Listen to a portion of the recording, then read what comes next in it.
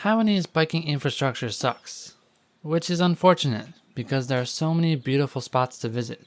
Aside from some sporadic protected bike lanes, most places have you biking in a painted bicycle gutter or just in the exact same lane as scooters and cars.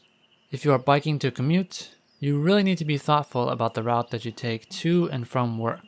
If you want to bike for pleasure, there are some better options, like this river path that can get you all the way from the south of Taipei to the north in about 3.5 to 4 hours.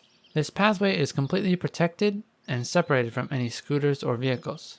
However, this is very much an outlier.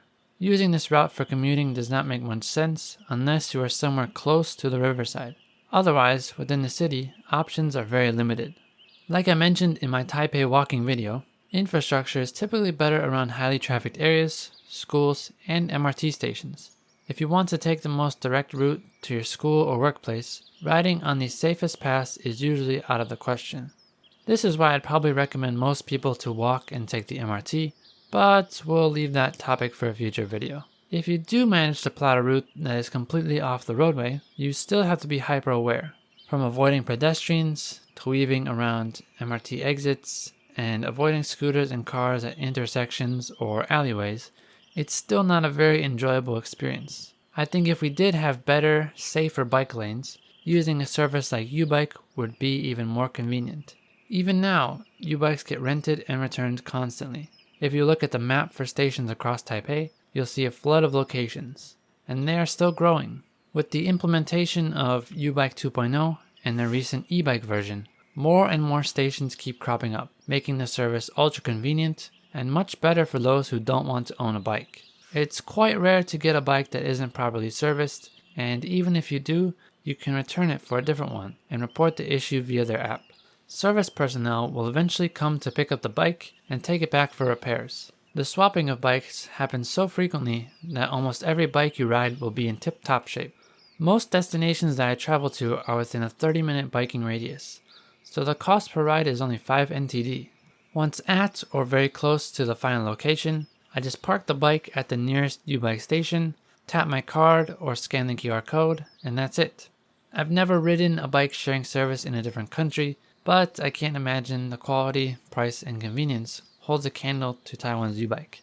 If you are so bold, you might even consider taking a U-Bike to the next city, or maybe all the way down south to Kaohsiung. With the exception of Tainan, which has its own bike sharing service, T-Bike, every major city on the west coast has U-Bike stations. I'm not sure if anybody's ever done it before, but I suppose it is possible to complete the Huandao using just U-Bikes. For around half the journey, you could repeatedly swap out your bike for a new one. It could just be the most effective way of biking around the island. You'd still have to exercise extreme caution since these pathways suffer from the same curse of not having protected bike lanes, and quite a few stretches just have you driving with the cars. So, overall, if you like to bike as a hobby, Taiwan has some lovely trails that are just for walking and biking. These get you away from the hustle and bustle of the city and allow you to experience the beautiful side of Taiwan. If you want to bike during your everyday commute, it is possible, but requires nerves of steel and smart route planning.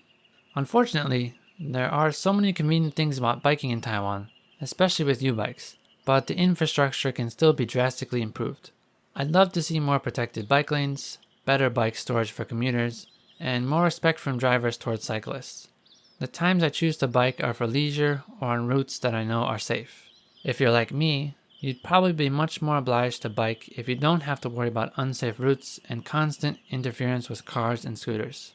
Taiwan has a good foundation, so I hope that they can improve. What's biking infrastructure like in your city or country? Please let me know in the comments and we can discuss. And as always, thanks for watching and stay safe.